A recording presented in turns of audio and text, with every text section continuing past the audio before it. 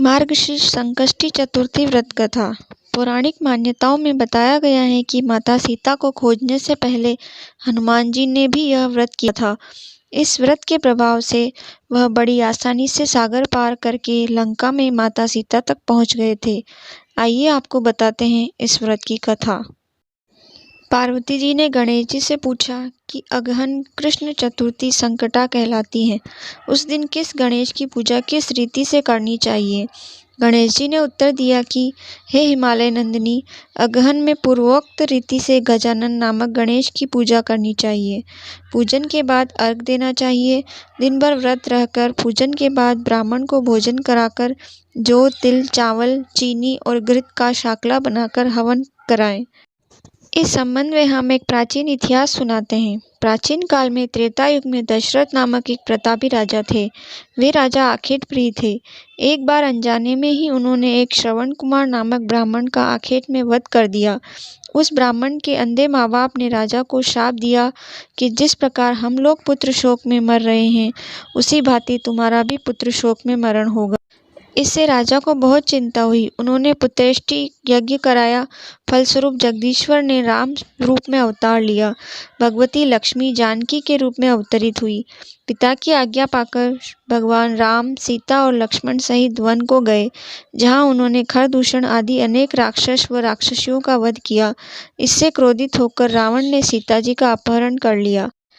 सीता जी की खोज में भगवान राम ने पंचवटी का त्याग कर दिया और ऋष्यमुख पर्वत पर पहुंचकर सुग्रीव के साथ मैत्री की। तत्पश्चात सीता जी की खोज में हनुमान आदि वानर तत्पर हुए। ढूंढते ढूंढते वानरों ने गिद्धराज संपाति को देखा। इन वानरों को देखकर संपाति ने पूछा कि कौन हो, इस वन में कैसे आए हो, तुम्हें किसने भेजा है, यहाँ पर तुम्हारा आना किस प्रकार हुआ है? संपाति की बात सुनकर वानरों ने उत्तर दिया कि भगवान विष्णु के अवतार दशरथ नंदन राम जी सीता और लक्ष्मण जी के साथ दंडक वन में आए हैं। वहां पर उनकी पत्नी सीता जी का अपहरण कर लिया गया है। हे मित्र, इस बात को हम लोग नहीं जानते कि सीता कहाँ है। उनकी बात सुनकर संपाति ने कहा कि तुम सब रामचंद्र के सेवक होने के नाते हमारे मित्र हो। जानकी जी का जिसने हरण किया है और वह जिस स्थान पर है वह मुझे मालूम है। सीता जी के लिए मेरा छोटा भाई जटायु अपने प्राण गंवा चुका है।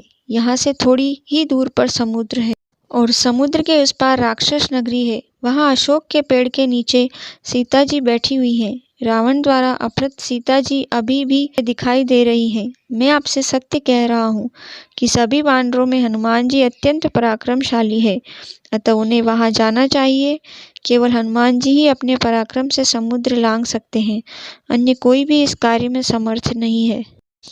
संपाति की बात सुनकर हनुमान जी ने पूछा कि हे संपाति, इस विशाल समुद्र को मैं किस प्रकार पार कर सकता हूँ?